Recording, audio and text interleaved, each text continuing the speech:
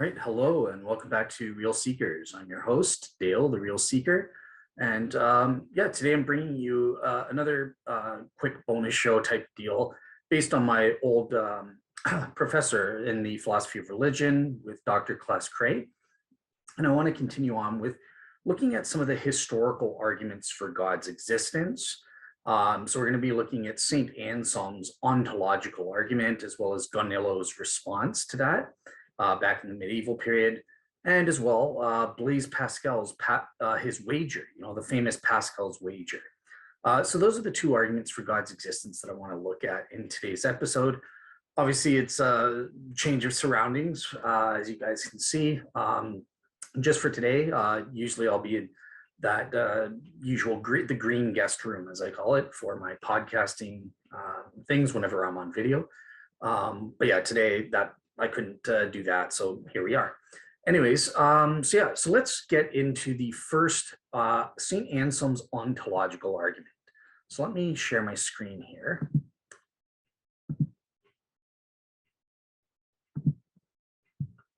All right.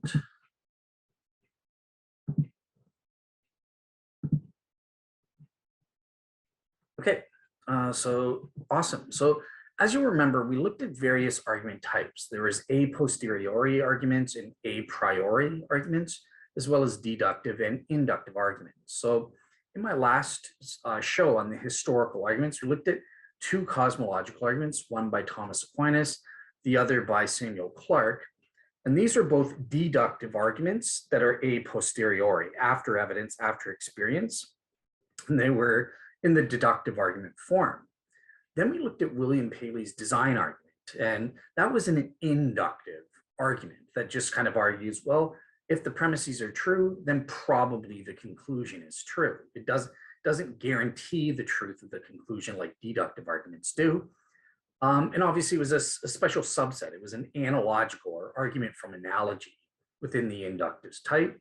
And again, that was an a posteriori argument. Well, with the ontological argument, this is a deductive argument, but it's an a priori argument. Before experience, before evidence, just the concept of God alone proves that he exists. So what's some background on the ontological arguments? Number one, to understand Anselm's version of the ontological argument, he obviously existed in the 11th century.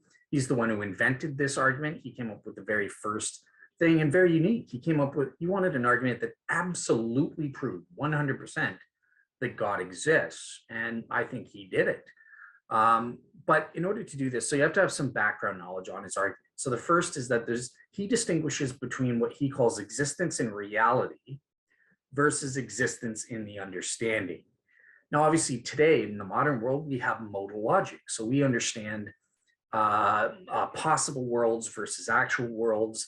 I think that Anselm has this in mind a little bit as well when he's talking about this, although he doesn't have the proper terminology because modal logic didn't exist until 1,000 years after he died, right? Till the 20th century. But that's kind of existence in reality, the actual world, existence in the understanding, a possible world. Those kind of correlate, and modern scholars and philosophers like Dr. Robert Madoil have made that connection. But this is a historical survey, so let's stick to Anselm's terminology: existence in reality versus existence in the understanding, in your brain, in your concepts, in your conceptions alone. So obviously things that exist in reality are money, my sunglasses, my pens, papers, all of that good stuff, human beings. Now, existence in the understanding, unicorns, for example, exist in the understanding, but they don't actually exist in reality, for example. And obviously things can exist in both, right? So human beings exist both in the understanding. I can imagine a human being or conceive of human beings, and voila, here we are. We actually exist as well. Okay, so that's important to understand. And Anselm employs a key principle, ceteris paribus, which in the Latin, it just means it's better or it's greater for a good thing, as opposed to a bad type of thing, to exist in reality than it is to just merely exist in the understanding. And There are some examples. Suppose I give you $1,000. You can imagine that, but it's greater if I actually give it to you in reality, kind of thing. Or, suppose you want to be a hard-nosed skeptic and say, oh, well, actually, is it really better? No, because it would be a bad type of thing. If you gave me $1,000, you would corrupt me and, blah, blah. Skeptics will never rest. They always try to come up with some escape route, won't they? But hopefully another example would be world peace. If there is actual world peace, that's better than just imagining world peace in your understanding or in your conceptions. And if you disagree with that, you're pure evil. I'm sorry. That's all I can say. Okay, so the other background thing here is about Anselm's definition of God. So by definition, God is a being than which nothing greater is even possible. He is the greatest conceivable or possible being. He is an unsurpassable being. So that's just the definition of what God is. That's what the concept of God is. And obviously he's right. I mean, that's what every theist for millennia has thought God to be. There's no debate about that. That's God, define God, greatest thing possible, the greatest thing that it could ever exist. He has all those great making properties to the greatest degree. Okay, so with that said, let's reconstruct Anselm's ontological argument in premise format here. Okay, so premise one, God exists in the understanding. God as the greatest conceivable being, or a being of which nothing could be greater. Yep, that exists in the understanding. I understand that. I can conceive of such a being. Makes perfect sense. Premise two, okay, it is possible that God exists in reality. Premise three, well, remember that principle that Anselm has, it's greater for every good type of thing. If X exists in the understanding, but not in reality, then it's possible for X to be greater than it is, namely, if it actually existed as well. Therefore, conclusion, God exists in reality. Okay, so what do we say by quick assessment? You might be wondering, wait, how the heck did you get to God exists in reality from this? I don't understand. It doesn't seem valid to me, right? It seems like an invalid argument here. There must be some implicit premises or something going on here. And yeah, bang on, my friends. So here's Anselm. The way he argues is he provides a sub-argument from a reductio ad absurdum. And that's how he gets to this conclusion here that God exists in reality from these three premises. There are implicit or hidden premises, not explicitly stated, at least in this part right here. And that's how he gets to God, because supposing that God doesn't exist reduces to logical absurdity, contradiction, and impossibility. You're a fool if you believe that God does not exist, according to Anselm. Okay, well, let's see the sub-argument. What is this reductio ad absurdum argument? Well, you can put it in premise format this way. So premise 5, suppose that God does not exist in reality. So this is an assumption, right? Whenever you have a reductio ad absurdum, your first premise just, okay, let's, for reductio purposes, to prove that there, supposing this is just stating the assumption, and we're saying, okay, well, let's say this is true. What follows from that? And then at the end, you're going to be saying, well, if we suppose that premise 5 is true here, that God does not exist in reality, we're going to see, well, that leads to contradiction and absurdity. It just reduces to nonsense. Therefore, you have to believe God does exist, as we saw in statement 4 right here, right, for our main conclusion. Okay, so how does he get there? So supposing God does not exist, for the sake of argument, for the sake of reductio, we can glean from that, well, God exists in the understanding, but not in reality. Remember, God exists in the understanding. That was our premise 1. So we know that. Okay, great. Then premise 7, well, if God exists in the understanding, but not in reality, well, then it is possible that, then if it is possible that God exists in reality, it is possible for God to be greater than God is. So you're already starting to see, what are these atheists and skeptics talking about? And then from that, okay, if it is possible that God exists in reality, then it is possible for God to be greater than God is.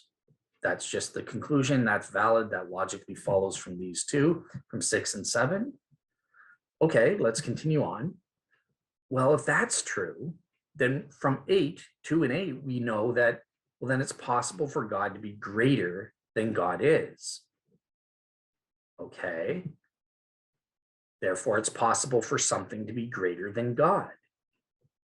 Okay, cool. Follows.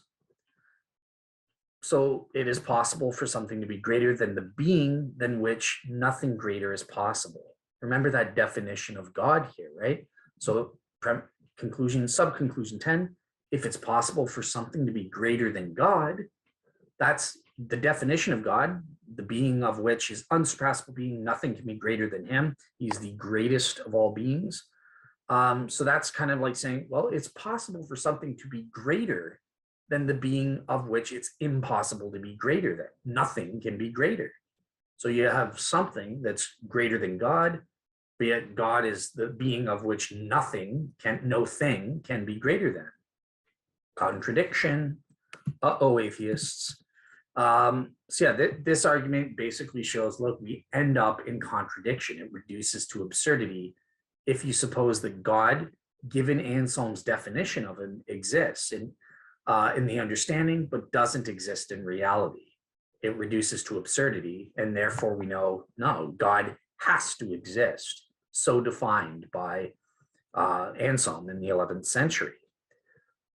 So that's how the argument works in a nutshell in terms of that. Obviously, there have been plenty of counters to Anselm's argument. A lot of Christians and theists pour scorn on the ontological argument to their ignorance and shame, I should say. I think they're foolish when they do that, because I think the ontological argument is probably the best and strongest argument for the existence of God, especially when we look at modern updates on the argument, utilizing modal logic and modal versions of ontological arguments, like Dr. Alvin Plantinga or Robert Madoyle, as I've said. There's been a lot of work in the 20th century that I think has shown very sound arguments can be made on an ontological basis. I even did a debate with the atheist T-Jump on the ontological argument, looking at a modern version of the argument myself, and I'll link to that in my blog for you guys as well. I hope in my God Exists solo series to one day get back to, once I finish the hiddenness of God argument for atheism, I'm going to pick up with the positive argument, the modal ontological argument, in which I'll get into a lot of detail on that modern version. But once again, for this show, it's just a historical survey. So we're looking at Anselm, the guy who started it all. And this is his argument. And obviously, there have been lots of objections to his arguments. The first of which, in his time, was by Gonalo. And Gonalo was a contemporary of Anselm. And he said, look, this argument's bunk. And by the way, both Anselm's ontological argument and Gonalo's perfect island objection, and then St. Anselm's response refuting Gonalo, will be included on my blog for you guys. So you can see that process back and forth here. But yeah, so what do we have here? Hang on 1 second.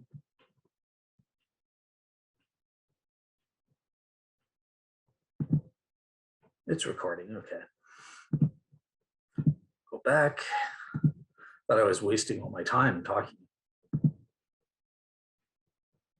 Come on now.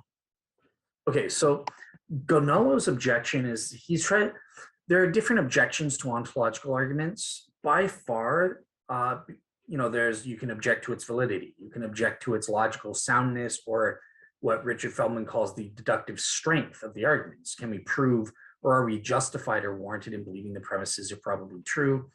Another one is that it begs the question, but by far the main one that atheists and skeptics like to use is an argument via parody. They parody the ontological argument, and this is the world's first attempt at that, this perfect island parody by Gonalo. And so what does he say? So his counter argument, parody argument here is, look, Premise one, a perfect island exists in the understanding. Sorry about that. Okay, I'll get right back to it. A perfect island exists in the understanding, perfectly parodying Anselm's argument, God exists in the understanding. Premise two, it is possible that a perfect island exists in reality. Then premise three, we have again that same principle. For each good, it's greater if that thing exists in reality than just in the understanding. Therefore, a perfect island exists in reality. This is a perfect parody. It mimics Anselm's argument for the existence of God. All he's done is taken out God and swiped in perfect island here. So yeah, this is said to parody Anselm's argument, and it makes the ontological argument look ridiculous. There's something wrong with it because we know this is garbage. There is no such thing. A perfect island doesn't exist. And again, there have been tons of other examples. The perfect pizza, a maximally great pizza, or a maximally great school. You know, we can plug in a whole bunch of things that we know don't exist. So what's going on here? This kind of suggests, well, these arguments are flawed. Atheists and skeptics can never really identify necessarily what's wrong with it, but there's something wrong with it because obviously if we follow the same argumentation, we just swap out God and put in something else in its place, it doesn't work. It leads to an absurd conclusion that we know is false. We know there's no such thing as a perfect island that exists in reality. So what was Anselm's response to Ganello here? So the first response is to say, look, your first premise, horse trash, my friend, horse trash. Why? Because there is no such thing as a perfect island. There's no conception. A perfect island does not exist, even in the understanding. Premise one here is what we're going after, right? It doesn't even exist in the understanding because it's incoherent. And this is the objection you'll hear from Dr. William Lane Craig or a lot of others and stuff. And, you know, they talk about a perfect pizza or a perfect island. What does that mean? You've got sand and blue skies and stuff. Well, maybe that is the worst island for somebody else. There's a bit of relativity here, right? Maybe I don't like sand. Oh, it gets everywhere, and oh, it's so annoying. You put it, yeah. Blue skies. Hey, I got a sunburn. Geez, I don't like blue skies. I want there to be more clouds, and I like it when it's cloudy, and or maybe it's so hot. I like a little rain. It cools me off. There's some relativity there. So that's the first objection. The perfect island is an incoherent concept. And that's the first major objection. The second one, and I think the most substantive, is the fact that the parody is an utter failure. Because remember the sub-argument with Anselm, it only works, the only way we can go, therefore God exists in reality, or on this parody, therefore this perfect island exists in reality, the two are disanalogous. They're not exact parodies or parallels. One, only with God, you can prove this reductio ad absurdum argument. You can't do that with a perfect island or perfect pizza or perfect anything else. Only works for God. Boom, you're destroyed, skeptics. But let's explain it a little bit. So, okay, so look, in the ontological argument proper, talking about God, you would have this statement: it is possible for something to be greater than the being which nothing greater is possible. Remember that reductio ad absurdum, premise 11, where we're saying, well, if we suppose that God does not exist in reality and he only exists in the understanding, well, that means by definition, God is the greatest conceivable being, the greatest possible being. And yet, if we suppose he doesn't exist, then it's possible for something to be greater than the being where it's impossible for anything to be greater than him. Contradiction results. But that doesn't come up with Ganello's parody version here. We don't get a self-contradiction. It doesn't reduce to absurdity because all we would get is this premise 11 star. It's possible for something to be greater than the perfect island. Yep, you betcha. Angels, humans are way better than a perfect island. God is better than a perfect island. There are a lot of things that are candidates to be greater than a perfect island. There's no self-contradiction here. A perfect island isn't defined as the greatest, the thing that nothing can be greater than it, or something like that. So there is no self-contradiction that results, and therefore this parity fails. Nice attempt, atheists and skeptics, you lose. So that's sort of the counter rebuttals here. Now, I just want to throw in some more modern objections. One of probably today the foremost popular objection against St. Anselm's version of the argument comes from Immanuel Kant, and you'll hear these famous words: existence is not a predicate, meaning existence is not a property. And according to Kant, Anselm's argument assumes that it's greater for something that doesn't exist to exist, kind of thing, or to existence in reality is a property in and of itself. But Kant says, well, look, properties, they can't tell you whether something exists or not, right? Something just exists and then it has properties, kind of thing, right? And remember what we said, our definition in my cosmological argument, I got into, I think part 1, I went into the details. Well, what does it mean to exist, or in this case, exist in reality, as Anselm would say? Well, it means, look, you stand in a belonging relation.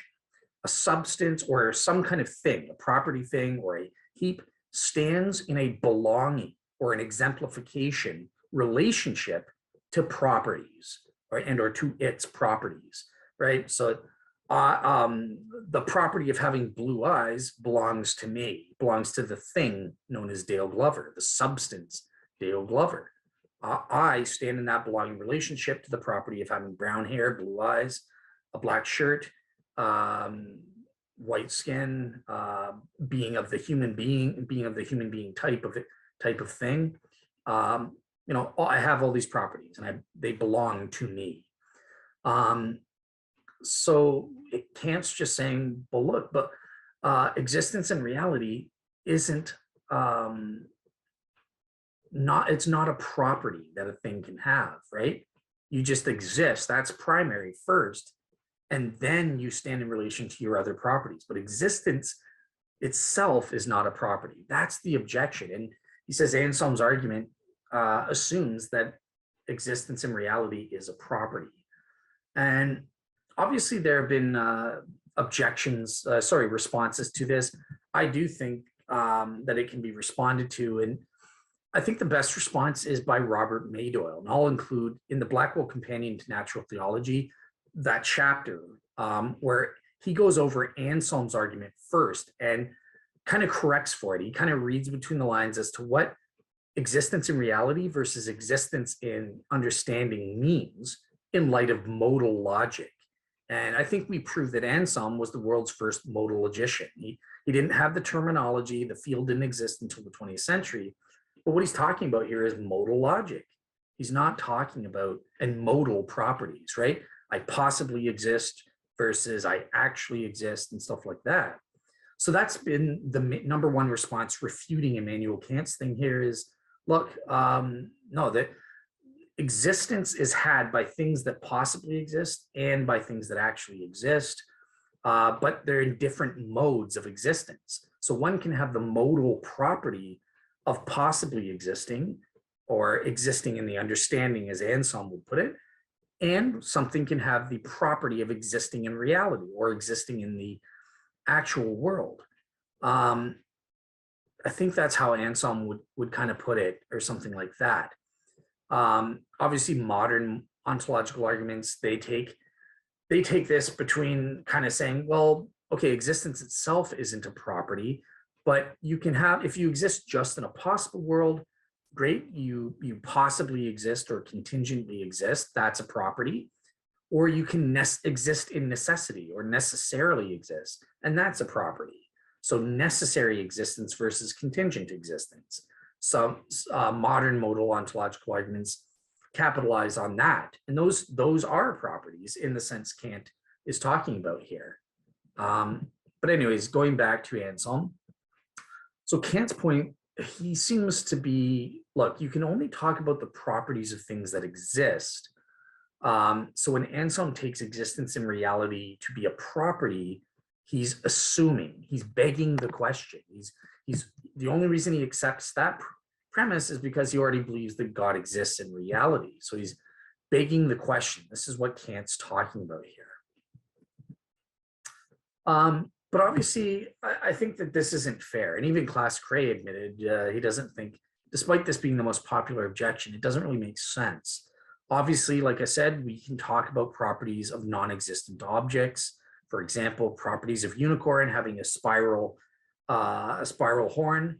I remember the SNS skeptics liking to make fun of theological debates we had on SNS when, oh, you're just debating which way the unicorn's horn is spiraling, left or right, kind of thing. Yeah, that's a property. So obviously unicorns don't exist, and yet we're discussing its properties. So that makes sense. And also, as I said, see Robert Madole's modern take using modal logic to kind of update and read between the lines of what Anselm is talking about here. Okay. So another objection is obviously you can object to the definition of God that Anselm gives, and you might say, well, that's incoherent. Remember the perfect island parody, and we said perfect islands are incoherent. Well, Mr. Atheist and Skeptic, he might say, well, I believe your concept of God is incoherent.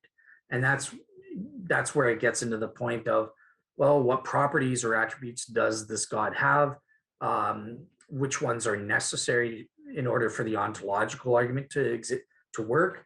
Obviously, on that front, it doesn't really say anything about the divine attributes precisely or specifically, right?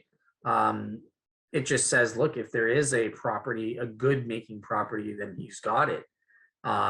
He's the being of which none greater is possible. That's the only property we're talking about here. Everything else is the omnipotent, omniscient. Anselm's version of the ontological argument doesn't say anything about it. Okay. But yeah, if you can, some atheists and skeptics might object to, well, you're trying to prove God. God has to have all these properties. For example, if you're a Christian, you're trying to prove the Christian God. Now, obviously, with the ontological argument, we're not necessarily trying to prove all of God's properties in terms of him being the biblical Christian God. We're not trying, the ontological argument in and of itself doesn't have to prove that God is a Trinity, for example, although it could be with arguments like what Richard Swinburne has. But we don't have to prove everything about God. We can just limit it and prove that God exists in terms of some of his amazing properties, and we can limit those, and that's good enough. We still got that being, regardless of, well, the ontological argument can't prove he's a Trinity or something like that. Now, the only reason there would become a problem with this is, let's say with the Trinity, we're Christians and we're using the ontological argument to prove that God exists. The atheist or the skeptic could say, okay, fine, I grant you that your God exists, but it's not the Christian God, because the Christian God is incoherent.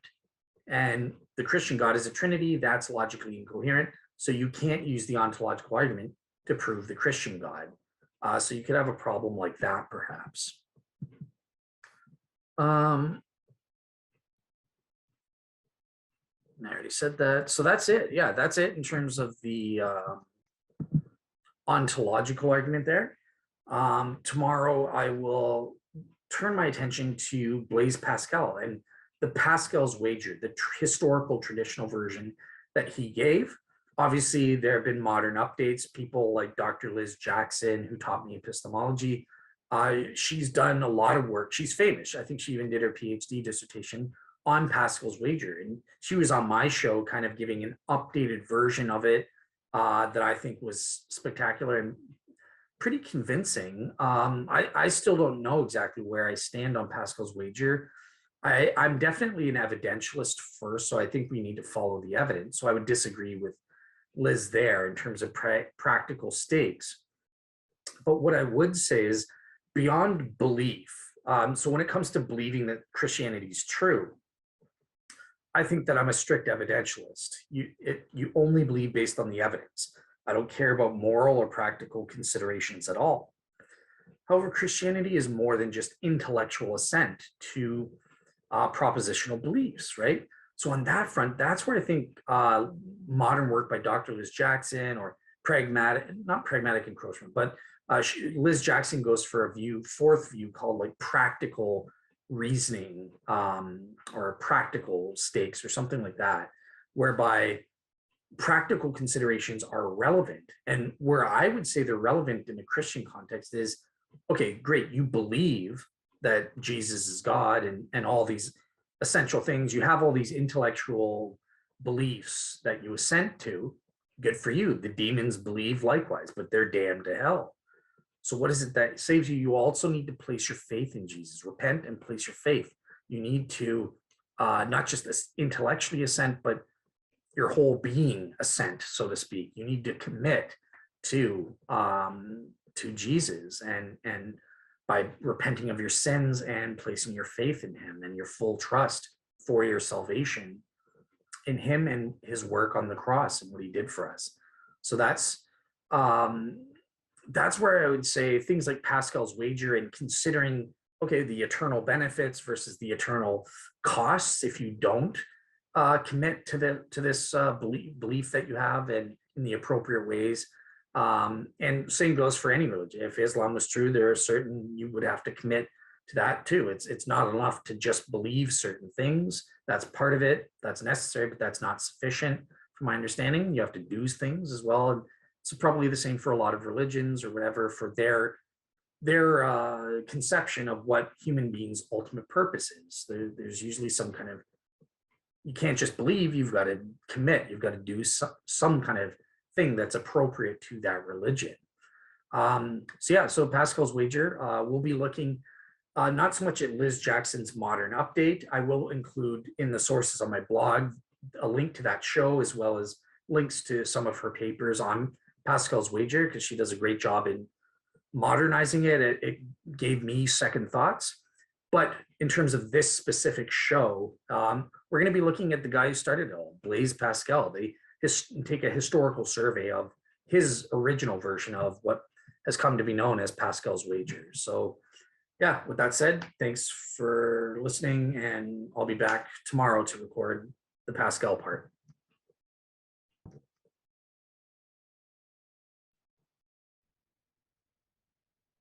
All right, so here now we're going to pick up. So we just finished the ontological argument, Saint Anselm's version.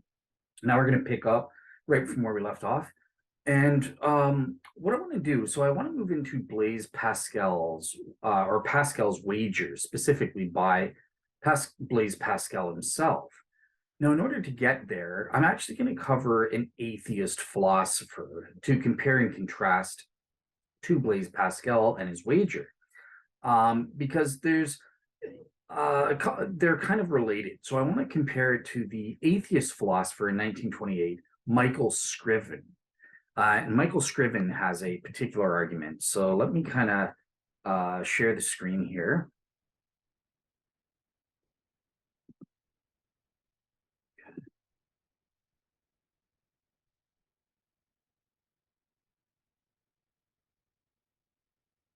Okay.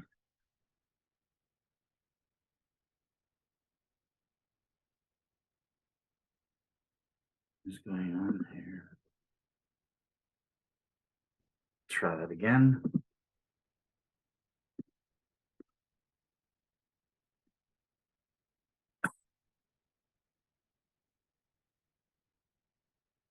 All right, perfect. So here we got good old atheist Michael Scriven. And basically, there's an important question to ask, right? So look, we've kind of looked at three types of historical arguments in favor of God's existence. We looked at two cosmological arguments by Thomas Aquinas and Samuel Clarke. Then we looked at the inductive argument from design from William Paley. And the last thing we just did was the ontological argument by Saint Anselm. And In terms of the class, I also have some atheist philosophers talking about the problem of evil and the hiddenness of God as arguments in favor of atheism, trying to prove that atheism is true. I'm skipping over those for the time being because I'm working on my own in-depth series on the hiddenness of God argument. So perhaps we'll come back to those historical versions later on. But for now, after that, we come to this question, well, let's pretend, look, all the arguments in favor of God's existence suck. They all fail individually and cumulatively. So we have no reason to believe in God based on the evidence or arguments in favor of it. Likewise, the arguments for atheism suck. They all fail. They're all horrible, both individually and cumulatively. So really, we have no evidential reasons to believe that either God exists or to believe that God doesn't exist. And some philosophers have said, well, when you're in that situation, what is it that you should do? Now, what position should you take? And obviously for us, I think we would say, well, you should become an agnostic. You should suspend judgment. You shouldn't believe nor disbelieve. You should just be, I don't know. Well, some atheists and skeptics like Michael Scriven have taken issue with that. And Blaise Pascal as a Christian, has taken issue with that, right? So in the first place, let's understand what is meant by agnostic, what Michael Scriven means. And he says there's two types. There are negative agnostics and there's positive agnosticism. So negative agnostics, they have no reason or evidence for their agnosticism. They're truly in this place of suspending judgment that I was talking about earlier. And for the atheist Michael Scriven, he says, oh my goodness, you're dumb, you're just a liar. You're either stupid or you're a liar. In real life, you really are an atheist. Get real type thing. He's kind of like the Richard Dumboy Dawkins of the 1920s. And then there's positive agnosticism, and Scriven says, well, I have respect for that. Look, you have a positive reason to say that agnosticism is true. Great, I disagree with you, but we can debate it. At least I can respect you as an agnostic.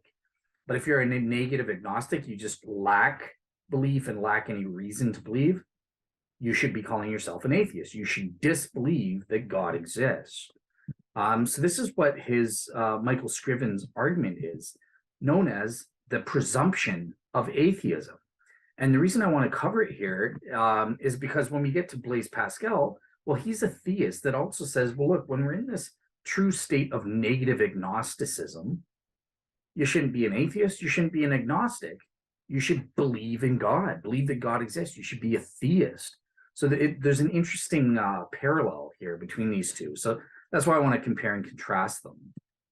So let's start with Scriven. What is his argument about the presumption of atheism? In a position of negative agnosticism, you assume God does not exist. You disbelieve, rather, that God exists. And there's a key difference, according to Scriven. But he says, look, atheism is rationally obligatory in the absence of any evidence for God's existence. And his argument for that is premise one: extraordinary and unusual claims should be believed only if significant evidence is offered in favor. Otherwise, such claims should be disbelieved, not suspending judgment, disbelieved. You should not believe that God exists, kind of thing. And in the first place, we've kind of seen the nonsensical nature of this premise. Extraordinary and unusual claims require extraordinary evidence. If you remember when we looked at our miracles show at that and how ridiculous that notion is, going back to David Hume. But anyways, that's this guy's Scriven's first premise here. He says, well, belief in theism, that is an extraordinary and unusual claim. Therefore, you need significant evidence. If you have a total absence of all such evidence, then disbelieve that. You don't believe God exists. Premise two: theism is a very extraordinary and unusual claim. Therefore, look, very great evidence is required to support theism. Otherwise, it should be disbelieved. Well, moving on, premise four: the traditional arguments for God's existence, they fail individually. Then premise five: these arguments are no stronger when they're taken cumulatively as well.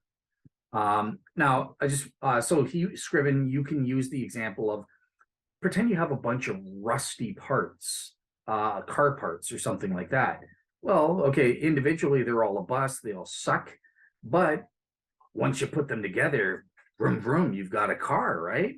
No. If you got rusty parts, even putting them together and taking them cumulatively, you're going to get a rusty, busted car. It's not going to work. So that's the analogy that Scriven would use to say that it doesn't work as a cumulative case. But in the first place, I would just say that this atheist and skeptic here, I think he's being a little bit hasty because sometimes cumulative cases do work.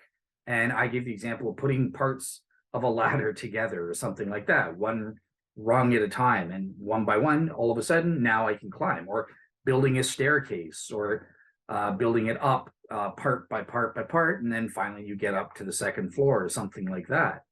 Those do work. Those types of analogies for cumulative cases work. Now, one note I'll just say on this is I do find that sometimes atheists and skeptics are correct to critique Christians who kind of just say, oh, well, the case for God, it's a cumulative case, or the case for the resurrection, it's a cumulative case. But they just say that mindlessly when they feel they're getting pinned down on an individual piece of evidence, like the empty tomb or an appearance or something like that. They'll just say, oh, but cumulative case. Now I'm safe. I don't have to answer for these individual things. And I'll just say, if you are a Christian that's doing that, that's wrong. The atheist is correct to scold you on that. And I think you have to have a proper understand, what is a cumulative case? What the heck does that even mean? And by that, it basically means you're evaluating the conjunction, right? So when I evaluated the historical evidence for the resurrection, I looked at each fact individually and looked at the explanatory options. Can we prove that a miracle took place to explain this or not? Is there an equally probable naturalistic explanation that obtains? And on that front, I discovered the only fact that didn't have a naturalistically equally probable explanation was the appearance of the 12. That was my conclusion back in before I converted to Jesus. I'm going to be doing another reassessment now as a Christian years later, about 5 years later. And I might be changing. I think the appearance to Paul might actually work now too, but I need to put in that effort to research and make sure. However, after I did that, you're also supposed to do the cumulative case. Okay, look, what is the explanatory likelihood or likelihood of the various explanatory hypotheses given that conjunction? You know, empty tomb and appearance to Peter and appearance to the women and appearance to the 12. And you're evaluating specifically that conjunction, like how do they work going together? And on that front, again, I'm not sure about it. I'm agnostic on whether a cumulative case argument for the historical resurrection works or not. Obviously, if you have the appearance to the 12 in there, it doesn't work because that fails individually. But I think I can get all the other facts, even as a cumulative case. You know, someone who heard Jesus prophesy stole the body, and the women went to the tomb early. They mistook the gardener, so an illusion took place, and they told through social contagion. They told the apostles. Peter, he in his grief had an individual hallucination. He went back and told everyone what he saw, and so did Mary. And you know, you can try to cobble together these explanations, and you can have a combination type explanatory hypothesis to cover all these facts, and you have to evaluate whether that's probable or not. Okay. Hang on. Anyway, so Scriven is basically saying that it doesn't work here. Go back to the slides, okay. Current slide. Okay.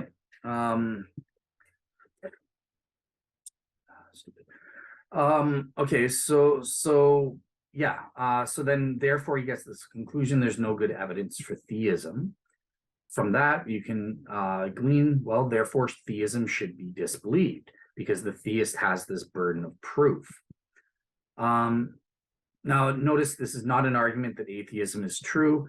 It is an argument or claim that theism should be disbelieved. I don't see a difference there. That's the same thing. I don't get any difference, to be honest. If you disbelieve that theism is true, that means you believe that atheism is true. They're the same. I equate the same things. I understand there's a lot of definitional debates and that sort of thing, but atheism is just the proposition that you disbelieve in theism. You disbelieve God exists. You say, no, he probably doesn't exist. So I simplify it. I would see these two things as the same. I understand that atheists and skeptics like to complicate things and try to make it a separate claim. And they say, well, you can be an atheist agnostic and all this stuff.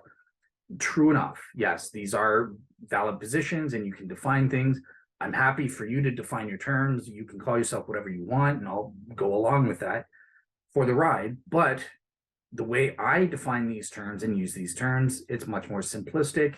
And as long as in the course of a discussion or a debate with an atheist, agnostic, or skeptic, you're clear as to the terminology and how you're using it, then you won't be talking past each other. And there's not a problem in my books. Okay, so what does Scriven say on faith, about faith here? So basically he says, well, look, maybe knowledge involves justified true belief. I would say a warranted true belief, but these are class craze lectures, and for simplicity purposes, I'm a heretic, by the way, when I'm teaching critical thinking. I teach my students that knowledge is a justified true belief. Heresy, totally wrong. No, it's a warranted true belief. But again, we just for the sake of that course, we go with the traditional definition, justified true belief.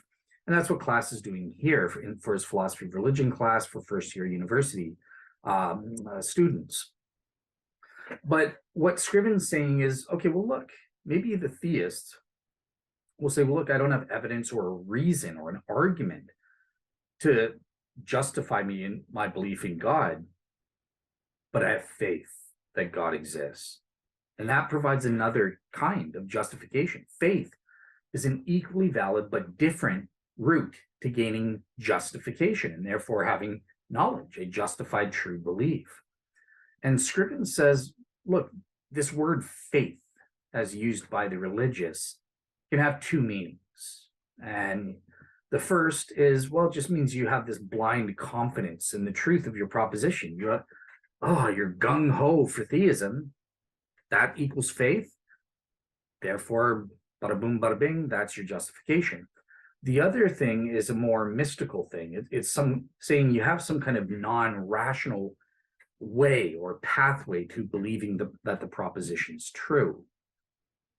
Well, Scriven refutes both of these definitions of faith and say that they do not amount to knowledge, and therefore you need a reason. So in the first place, he says, look, mere confidence alone is not a reliable guide to truth. And my goodness, I've experienced this myself. I've been confident of something and then proven wrong. I've had that feeling of psychological certainty, which is quite different than the qualia of knowing and having knowledge, a warranted true belief. There's a difference that I've experienced. But I mean, look at gamblers. Oh, I'm confident I'm going to win this time. I know it. I know I'm going to win. They're committing the gambler's fallacy like fools, but yet they're very confident. Well, no, that's not a reliable guide to truth. They flunk out. They go home broke. And even if, and Scriven also says, look, even if you could draw some kind of correlation between confidence and truth, that would still be using reason. So you would jump back to you have a reason to be justified. Okay, so in terms of the second, faith B, this non-rational, mysterious way of gaining justification, usually through religious experience or some kind of mystical insight, he says those shouldn't be trusted for two reasons. One, there's too much religious disagreement, both interreligious and intra-religious, within religions, Protestants versus Catholics versus Eastern Orthodox versus the Church of the Orient, all of these strifes and stuff like that, all of this disagreement on the basis of mystical insights and religious experiences and the Holy Spirit led me this way, or God told me this, God told me that. So yeah, they kind of like David Hume, he just says they contradict, they're all just a bunch of hoopla. But then he says, look, even if I grant you that there was some kind of universal religious agreement that comes about of religious experience and mystical insights, as some philosophers have tried to argue, this is still insufficient to be justified, to have knowledge. And the reason is because, well, maybe there are other equally possible naturalistic explanations other than God revealing this to you. Maybe it's just based on common indoctrination about God. That's why you guys all agree. And for Scriven, he says, well, that's an equally probable explanation of the facts. Okay, so that's it for Scriven. That's the presumption of atheism argument, right? So you've got no reason or evidence or arguments to believe or to disbelieve. In that case, you should not be agnostic. You should not suspend judgment. According to Scriven, you presume that atheism is true, i.e., that you disbelieve God exists. Blaise Pascal, on the other hand, he was a Christian theist 400 years ago, or thereabouts. He argued the opposite. No, when you're in that position, you believe that God exists. You become a theist. You would be an absolute fool to be an atheist, according to Pascal. And he invented his argument, the Pascal's wager. So just before we get into Pascal's argument and the wager, I want to compare and contrast the two, just at a general level, so you know what the differences and similarities are. So look, both this Christian theist and this atheist philosopher, they both agree agnosticism, or at the very least negative agnosticism, is untenable, foolish, wrong, stupid, and or even worse, immoral. You're lying. If you say you're an agnostic, you're really an atheist, is what Scriven said, remember? But they both say, yeah, agnosticism, no. You've got to pick one. You've got to be the atheist. You've got to be the theist. These guys both agree on that. Now, Scriven doesn't argue that atheism is true, but rather that it should be believed. Okay. So I misunderstood that earlier. So I see what Scriven is saying here. So yeah, he's not trying to argue that atheism is true, like by providing the problem of evil or the hiddenness of God arguments and stuff like that. But he's just saying, look, it should be believed. Given we have no reasons one way or the other, believe in atheism. Believe God doesn't exist. Or in other words, disbelieve. So Scriven is on the same page in terms of my definitions, my simplistic definitions.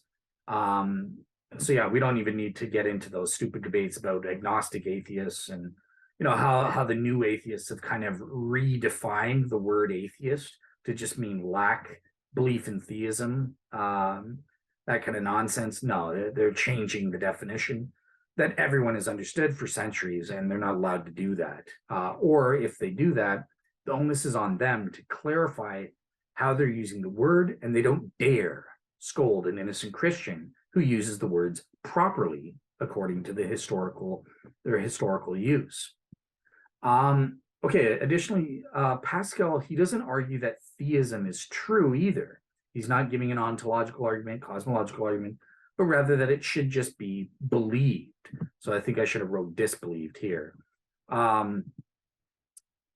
Now, there is an important difference between these two, right? So Scriven's argument is based on evidentialism. Remember that in my show on miracles with David Hume? It's an evidentialist presumption, right? Where that you go for, or argument that you should presume atheism in a state of agnosticism. Blaise Pascal's wager is different. It's more of a prudent or pragmatic argument, and says, based on the practical stakes, you should believe that God exists if you're in a state of agnosticism. So there's that difference. The atheist presumption of atheism argument is evidentialist in nature, whereas Pascal's wager is more prudential or practical or pragmatic in arguing that you should believe in God. So that's it for now. I'll pick up with Pascal's wager tomorrow. So for you guys, it'll be 1 second. But yeah, okay. That's it for now. Stop sharing.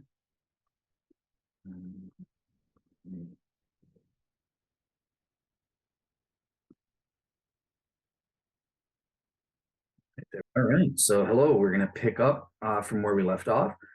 So we looked at the Presumption of Atheism by Michael Scriven, who argues that atheism is the presumed position if the evidence is equal for belief and disbelief in God. Now I want to look at Blaise Pascal, who argues the opposite, that theism, belief that God exists, is what you should do for pragmatic reasons or prudent reasons if your evidence is equal, and states for agnosticism, you don't believe or you don't disbelieve. Basically, in the first place, Pascal, he didn't believe that religion was contrary to reason. He believed that Christianity did in fact have good explanatory value and could be proven on the evidence. That said, he didn't think it was necessary. And he said, look, arguments for theism can never be decisive, absolute proof that Christianity is true, or that God exists, because God's incomprehensible. He's utterly transcendent. He's beyond us in every way. So no argument could ever encapsulate all of the greatness that is God and prove all of his attributes. Certainly not in ways that are understandable to us. As well, the arguments are too complex. Only the world's experts understand them, like things like the ontological argument. So Pascal said they're not of good value that way for that reason. Simple people, the lay people, don't understand them. Also, proofs cannot persuade the heart, and he has a great way of saying that. Obviously, I was saying intellectual assent to beliefs is one thing, but persuading the heart, getting you to commit, getting you to say I do, and being better than the believing demons, that's another thing altogether. And then finally, Pascal says theistic arguments cannot establish Christianity. They can't prove the Trinity. They can't prove the incarnation. They can't prove the atonement. They just prove some nebulous God exists. So that's Pascal's issues with arguments for God's existence. And instead, he offers this wager. And the best way to kind of describe it is with modern day decision theory, or through a decision matrix. So here's an example, right? You perform or act A or act B, and then, okay, a consequence takes place, consequence 1 or consequence 2 happens based on your behavior. Then we evaluate the option. Okay, well, what's the outcome? You have A1, A2, B1, B2, based on what consequence and what action you perform. Okay, so here's an example here. So the dinner party case. So let's say action 1 is you bring red wine with you. Action 2 is you bring white wine with you. The consequence is chicken is served versus the other consequence, pork chops is served. And I love pork chops. They're quite delicious. But yeah, so in the case that chicken is served and you brought red wine, that's bad. They don't go together. You get a bad outcome. If you brought white wine and chicken is served, that's a good outcome. Likewise, on the other end, if you bring pork chops are served and you bring red wine, well, they go together. That's a good outcome. If you bring white wine, that's bad. They don't go together. So this is a very simple dinner party decision matrix and how it works. So let's kind of getting into Pascal's wager specifically for the existence of God. Let's look at the issue of dominance. So what does it mean for one act A or B, to dominate the other act? Well, an act will dominate if and only if there are at least some circumstances in which the consequences of doing B are preferable to those of doing A. So there's at least one or more circumstances where bringing white wine rather than red wine is a preferable option to bringing the red wine. And there are no circumstances in which the consequences of doing A are preferable to doing B. So the consequences will always be good relative to doing A. To kind of show the argument from dominance, we can put Pascal's wager as an argument from dominance. And Note that dominance is a technical term used in modern decision theory. It's not a term that's in Pascal's paper, so that is anachronistic. But we're just trying to see if it works for Pascal's wager here. So number one, either God does not exist is the first consequence, or in reality, God does exist as the second consequence. What are the A and B actions? Well, action A is you wager that God does not exist. And by that, we just mean that you act and behave as though atheism is true. The other option is, well, you wager that God exists and you act accordingly as though you would believe in God. So what are the outcomes? Well, in the case that you act like an atheist and a skeptic, and it turns out that atheism is true, great, you lose nothing. Nothing happens. You're great, grand, and groovy. You're just neutral. You're right back where you started. You're okay. All right, perfect. So yeah, so in the case that you wager God does not exist, you behave like an atheist or a skeptic, and God does exist, well, that's bad. You go to hell. If you wager God does exist, behave like you believe God exists, and God does exist, that's good. You go to heaven. So that's a simplistic version as an argument from dominance. I think that this doesn't necessarily represent Pascal's wager properly here. It's a little bit too simplistic. For example, there probably are costs to this or benefits. They're finite in nature, but okay, so another thing is the expected utility. If you're not making an argument from dominance, perhaps you're making an argument from the expected utility. So here's an insurance case to illustrate, right? So look, option one, you don't buy insurance. The other option is you buy insurance.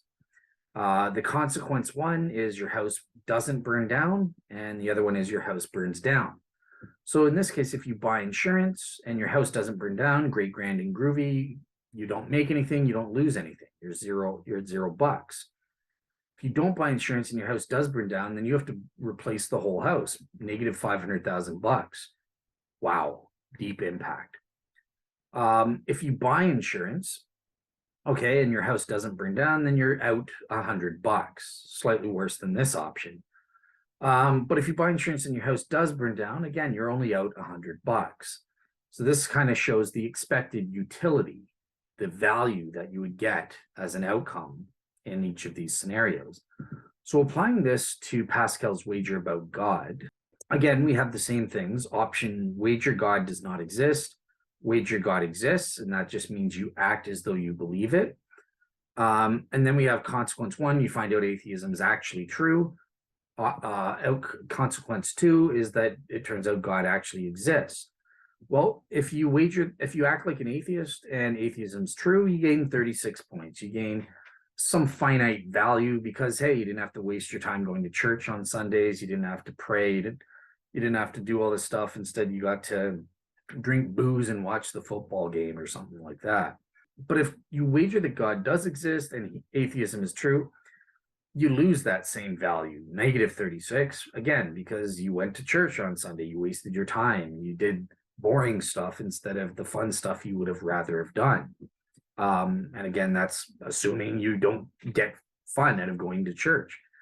For Bible-believing true Christians who are saved, we do enjoy going to church. That's way better, being in the Lord's presence. But this is just how people would view Pascal's wager and how it would operate, kind of thing, based on expected utility. Okay, so now if you wager on atheism and God doesn't exist, negative infinity, you go to hell. You get bad stuff for all of eternity. And God does exist, you get positive infinity. You get heaven or salvation. So that's an infinite value. So that's how this works here. Now, here are some objections that Pascal anticipates. So number one, beliefs are not under your control. You can't just flip a switch and believe that God exists or disbelieve that God exists. People have positions known as doxastic involuntarism versus doxastic voluntarism. Now, Pascal would respond by that and say, yeah, but look, you can indirectly choose your beliefs. Just keep acting like you believe, and eventually you will believe. It's kind of like Plato. How do you become brave? Well, you do brave things, and eventually you will be brave. Well, do stuff, go to church, pray, act like you believe. Soon you will believe. That's Pascal's response. Secondly, an objection is that wagering is cynical and mercenary, and God will not honor anyone who just believes on the basis of a wager and the practical benefits that they can get. That makes you evil and immoral. You're Satan. God doesn't want that. Well, Pascal responds, says, sure, but only at first, because again, over time, as you act like a good Christian theist, you're going to become sincere and virtuous in these actions. You will become and believe truthfully and become a sincerely good person. So you're only a little hypocrite for a little while, but that doesn't last long. That's Pascal's response. The third objection is, look, betting on God. If you bet on God, if you wager on God and act as though God exists and he doesn't exist, atheism turns out to be true. Remember, we put that as negative 36. So you had to go to church, you had to pray. Some atheists and skeptics would like to say, well, it's way more costly. It's more like negative 20 billion, not negative 36. It's like a negative 20 billion. And Pascal, his response is kind of funny. He's just like, too bad, too sad. Have an issue, grab a tissue, atheists. If you've got an issue, here's a tissue. Because, look, it doesn't matter how high the finite number is in terms of the costs. Irrelevant. They are swamped by the infinity, negative and positive infinities that you get if God exists. So the prudent man will always believe that God exists. Only a fool would disbelieve or believe in atheism, even if you had the highest finite cost that comes about in the light of the fact that there's benefits of positive infinity and or consequences of negative infinity. If it turns out you're wrong and God does exist, that will always overswamp any and all finite numbers. So that's Pascal's response to that. Finally, what about salvation by grace? You can get the benefits without wagering. God is merciful. God doesn't have any conditions and stuff like that. Obviously, I think Pascal would just say, yeah, but that's assuming that grace is just unconditional. No, in Christianity, for example, it's conditional grace. Obviously, this is controversial between Calvinists and others. So that's his response to that, is that this only works if God gives grace, but in actuality, there could be conditional grace. His benefits, you have to do something to get it. And then 5, not enough rows in the decision matrix. So this is just that common objection. What about other religions? If you bet on the Christian God and the Muslim God is true, you've got that negative infinity. There should be more rows in the decision matrix and evaluate those other religions. Now, obviously, Dr. Liz Jackson has given her modern Pascal's wager, got into all these objections and more, and just refuted all of them devastatingly, I would say. Well, I don't know, that's going too far, but she's provided good counters to consider for all of these objections. So on the blog page, I'm going to include links to her papers and links to when she was on my show as a guest talking about Pascal's wager and her modern updated version of it from Blaise Pascal's. So yeah, that's okay, so we're not done. So that's it for today, right? So we looked at, when agnosticism is the case, you don't have evidence to believe in God, you don't have good evidence to believe in atheism. What do? Michael Scriven, the atheist, says atheism should be presumed on an evidentialist case. Blaise Pascal says, no, theism is the prudent choice. It should be presumed and believed because it's prudent. We're going to be I'm going to do one last show on this Faith and Reason series. And it's going to look at 2 more people that answer this question. What do we do when the evidence suggests an agnostic position, a suspension of judgment would be the right course of action? What do we do? William Clifford, he says, well, agnosticism is the only morally responsible position. So he's looking at belief versus disbelief from a moral standpoint, not in, right? So with Scriven, he would say there's an epistemic or rational ought to presume atheism. Blaise Pascal would say, well, there's a prudent, pragmatic ought to believe in theism. William Clifford here is saying there's a moral ought to take on agnosticism. And then the last guy is William James, who we'll be looking at, and his is a little bit more nuanced. He just says, look, if certain specific conditions are met, then you have the right to believe the religious hypothesis or not. And his paper is called The Will to Believe. You just will it. So we're going to be looking at that, both Clifford and James' position for a quick solo show. But for tonight, that's it, because I'm obviously dying. So I'm going to grab some water or something like that. And that's it for now.